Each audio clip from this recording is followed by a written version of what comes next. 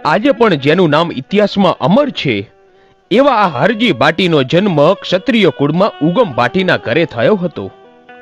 ઉગમ ભાટી ખૂબ જ ગરીબ હતા અને કાયમ 2 ટંકનું ખાવાનું પણ માંડ માંડ મળતું હતું. પણ ભક્તિનું પાથું એવું બાંધેલું કે શ્રીમંતોને પણ એની ઈર્ષ્યા આવે અને ગામના બકરા ચારી ખાઈને જે મળે એમાંથી પોતાનું ગુજરાન ચલાવે. આ ઉગમ ભાટીના હૈયામાં રામદેવજી માટે ભારે આસ્થા. પછી તો વગડો હોય કે ઘર, રાત હોય કે દિવસ, બસ રામદેવજીના ભજન ગાયા કરે.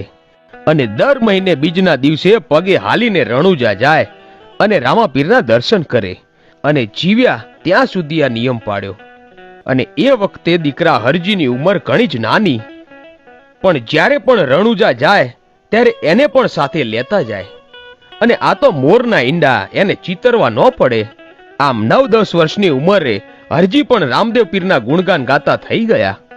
અને ઉંમર નાની પણ કોઠા હુજ એવી કે એક ભજન યાદ રાખી લે અને ઉઠતા ને બેસતા રામાપીરને સમર્યા કરે. અને પછી તો આમ થાતા ઉગમ ભાટીને ગળપણ આવ્યું અને પછી બકરા ચરાવવાનું કામ હરજીએ માથે લઈ લીધું. અને હવે તો બાપા ઘરે બેઠા બેઠા રામાપીરનું રટણ કરે અને દીકરો બકરા ચરાવતા ચરાવતા રામાપીરના ભજન ગાય. અને સંધ્યા ટાણે હરજી બકરા ચારી અને પાછો આવે. સૌના બકરા ઘરે જાય અને પોતાના 5 બકરા હતા એ એના વાડામાં પૂરે. અને પછી એના બાપાએ જે રોટલો કઢીને રાખ્યો હોય ને એ રોટલો અને મીઠું ખાય અને પછી 2 બાપ દીકરો મોડી રાત સુધી રામાપીરની ભક્તિ કરે.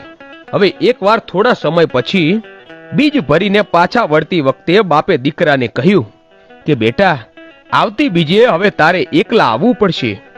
બિચારા હરજીને એમ કે બાપાને ક્યાંક ગામત્રે જવું હશે, પણ ત્યાં તો એ મોટા ગામત્રે હાલી નીકળ્યા. પિતાના અવસાન પછી હરજી સાવ એકલો થઈ ગયો અને થોડા દિવસ તો તે સૂન મૂન થઈ ગયો. પણ પછી એ તો વળી પાછો બકરા ચરાવવા વગડે જવા લાગ્યો. અને